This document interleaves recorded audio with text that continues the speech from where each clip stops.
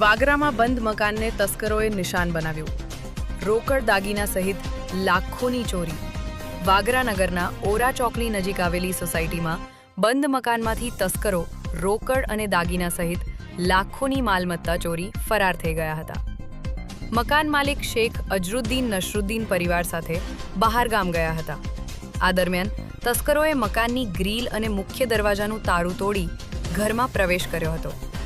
તિજોરી તોડી 2.50 લાખ રૂપિયાની રોકડ, 3.5 તોલાનો સોનાનો હાર અને 4 સોનાની વીંટી સહિત લાખોની કિંમતના દાગીના ચોરી કરી ફરાર થઈ ગયા હતા. ઘટનાની જાણ થતાં વાગરા પોલીસ સ્થળ પર પહોંચી હતી અને ગુનો નોંધી તપાસ શરૂ કરી છે.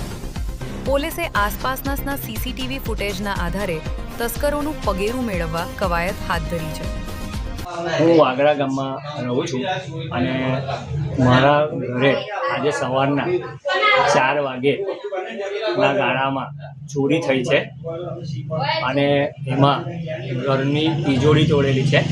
એની અંદર 2.5 લાખ રૂપિયા કેશ અને બીજા 3.5 તોલાનો હાર અને 2 તોલાનો હાર છે અને 4 વીંટી, એ બધું ચોરી થયું છે. અને પોલીસવાળા આવીને ઘરની અંદર તપાસ કરીને ગયા છે. તમારી શું માંગ છે? અમારી માંગ એ જ છે કે અમને અમારું જે સોનું ને જે રકમ છે તે અમને પરત મળે.